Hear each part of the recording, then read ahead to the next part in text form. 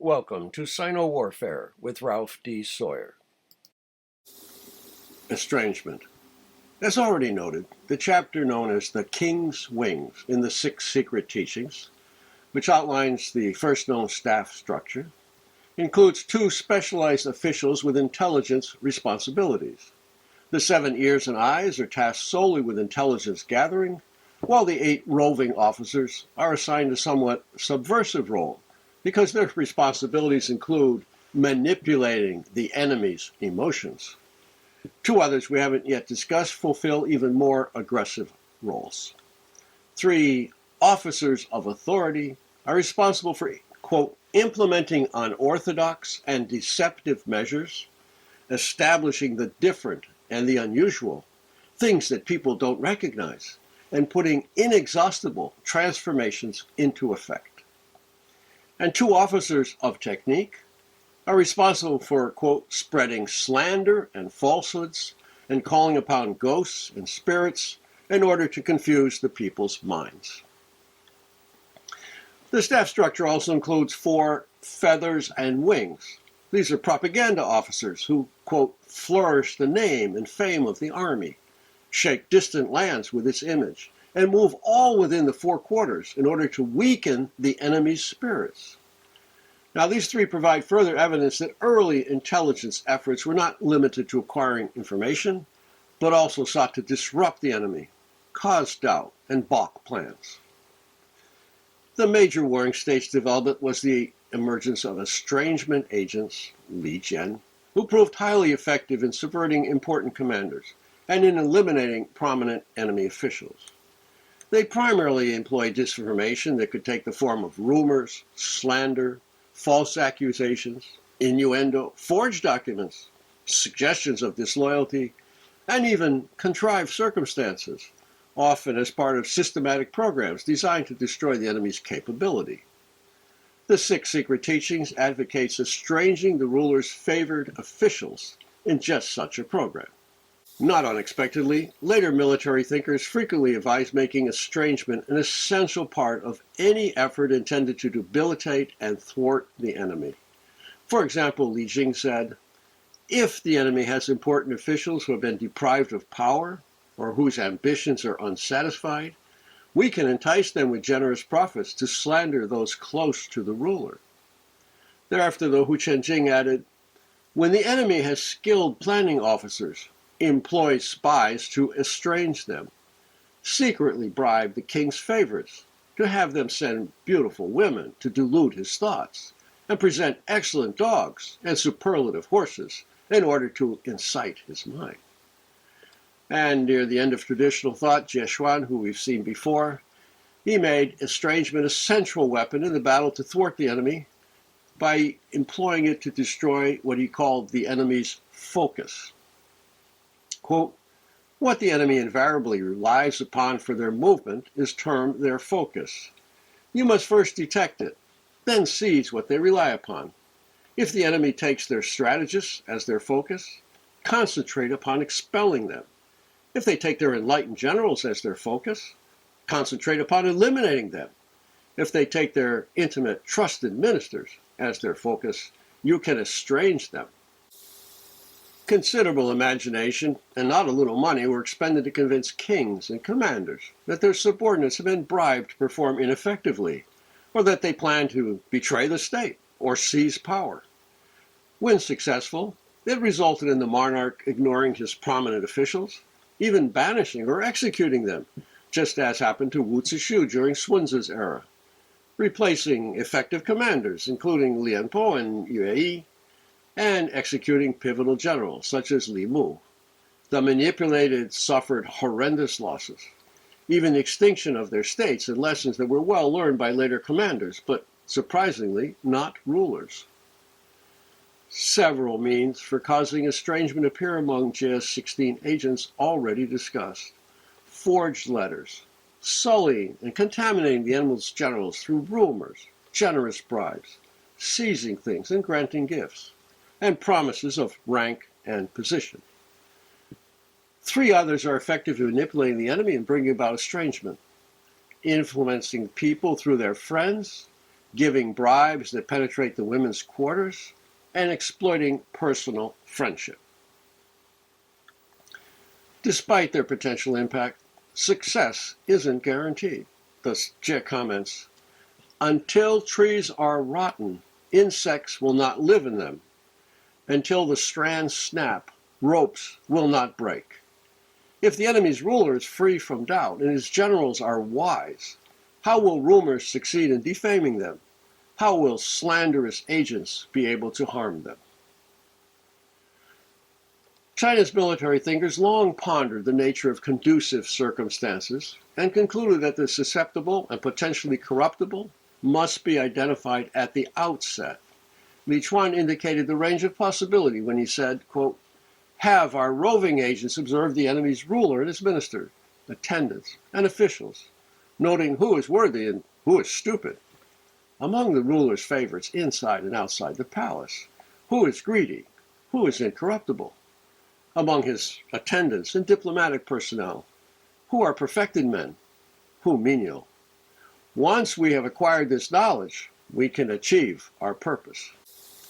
Estrangement was generally powered by bribery, which itself was the most commonly employed covert tool, though jealousy and hatred could also be exploited to prompt court officials to mount slanderous attacks and make destructive accusations. As an adjunct to false rumors, bribery ensured the loyal and courageous, meritorious and wise would be sufficiently disparaged or said to pose a threat to the ruler to be exiled or executed. Moreover, the greater a man's achievements, the more intense the jealousy he aroused. This in turn facilitated identifying candidates susceptible to being suborned. Bribery thus proved the simplest yet most effective tool for subverting enemies, especially in dire circumstances. Because the fighting strength of field armies rapidly increased during the Warring States period, professional generals became pivotal. Simply engineering a change in command to take advantage of differences in strategic acumen and leadership capability could dramatically affect the outcome. Surpassing commanders such as Yue were accordingly targeted, especially by the western state of Qin, which thereby paved the way for its conquest of the realm, though its formidable warriors invariably applied the final blow. Disrupting alliances by fostering doubt, suspicion, and mutual antagonism applied estrangement techniques to a greater realm. By preventing the other states from forming an effective alliance, Qin was able to strike and defeat the six individually. Given its geostrategic advantages, increasing prosperity, dedication to martial values, and draconian but effective laws, it then easily achieved the localized tactical imbalance of power, Chuan, necessary to achieve success. Bribery was also used to foster policies of appeasement that incredibly precluded undertaking so-called provocative military preparations.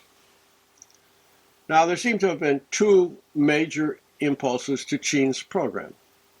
First of all, in the 3rd century BC, the Marquis of Qin suggested ostentatious gifts and sumptuous entertainments could be used to buy off potential adversaries. As a policy, it initially targeted Zhao, just then considering an alliance against Qin. Even though the gifts were openly awarded to high officials who chose to consort with Qin's emissaries, the ploy still proved quickly effective in sowing dissension and undermining Zhao's inclination to join an antagonistic coalition. In about 237 BC, Wei Liaozi, who probably composed half of the well-known book that appears under his name, reiterated the importance of systematically employing bribes to prevent the formation of inimical alliances. Li Si, the prime minister, then, quote, secretly dispatched strategists bearing gold and jewels to offer as presents as they wandered among the feudal lords, famous officials in the court of the feudal lords who could be tempted by material goods were to be entangled with abundant gifts. Those unwilling to collaborate were to be assassinated with sharp swords. Whatever his plan to estrange the feudal lords from the ministers proved successful, the king of Qin could then have his expert generals follow up with attacks. Now, their readiness to murder opponents bears noting. An advisor named Duanrou proposed a similar strategy for neutralizing the central states. He said, Han is the throat of the realm, while Wei is its stomach. If my lord will provide your servant with 10,000 pieces of gold, an astonishing amount, I will travel about listening to affairs in Han and Wei and suborn their ministers. Han and Wei will then become submissive, and we can plot the realm's conquest. And historically speaking, his mission proved highly successful. Wang Zhen, Qin's commanding general in its final confrontation with Zhao, reportedly plotted Zhao's extinction and the death of its great commander, Li Mu. Quote, when Wang Zhen attacked Zhao, Zhao appointed Li Mu and Sima Shang as the defensive commanders. Li Mu's forces smashed Qin's armies and drove them back several times, killing their general Huan Yi. Enraged by these developments, Wang Zhen gave generous gifts of gold to favored ministers such as Guo Kai and employed them as turned agents to claim that Li Mu and Sima Shang wanted to betray Zhao and join Qin in order to receive generous fiefs from Qin. Becoming suspicious, the king of Zhao replaced them with Zhao Cong and Yan Sui. Thereafter, he executed Li Mu and exiled Sima Shang. 3 months later, Wang Zhen's fervent strike destroyed Zhao's army, killed the commanding general, and captured both the king and Yan Sui. Qin then extinguished the state of Zhao. The impact of this simple estrangement ploy is truly astonishing. For a few pieces of gold, Zhao's ministers destroyed their state. They thus failed to learn not only from the well-known story of Bo Pi's subversion of Wu Zishu, but also the early debacle at Changping, where they were badly defeated after Bai Qi employed double agents to undermine the commanding general's position so that he could be replaced by the incompetent armchair general Zhao Hua. Qin similarly subverted the state of Wei by targeting their most effective commander, Prince Wu Ji, who had earlier effected Zhao's rescue when his capital of Handan fell under a Qin siege. He also repulsed a Qin invasion of Wei in 247 BC that stymied Qin's advance. So Wu Ji wasn't just an effective commander, but he was also a noted strategist and a favorite of the realm. This made it easy to manipulate the king into believing he virtually controlled the government and planned to seize power. The king therefore dismissed him as supreme commander. And disgusted by the ruler's stupidity, Wu Ji withdrew to a life of ostentatious licentiousness and inebriation. When he died 4 years later, Qin had Meng Jing mount an attack on Wei that resulted in seizing 20 cities and establishing eastern commanderies for the first time. Thereafter, Qin gradually gnawed away at Wei. 18 years later, in 225 BC, Qin made the king a prisoner and butchered Daliang, which was their capital. Once powerful Qi's extinction was also accomplished largely through subversion. Although Qi escaped Qin strikes through its remoteness and King Zhen's policies for 40 years, once his mother died, the king short-sightedly appointed Ho Sheng as prime minister. This doomed the state. As the records say, Ho not only accepted large payments to act as a Qin agent, but he also dispatched important guests to Qin, where they were generously plied with gold. Upon returning to Qi, they acted as turned agents and persuaded the king to abandon the vertical alliance, which was being formed to contain Qin, and politically submit to it. Furthermore, they successfully advised against preparing the equipment needed for aggressive warfare or assisting the other 5 states in a concerted attack on Qin. Obviously, the results were predictable. According to the records, after Qin successively extinguished the 5 states, in 221 BC, its armies entered Qi's capital of Linzi. The populace didn't dare resist. King Zhen surrendered without fighting, and Qi was extinguished. The people hated King Zhen for not having earlier united in a vertical alliance with the other states to attack Qin, and for listening to the perverse advice that destroyed the state. They even wrote songs condemning him. Thank you for watching.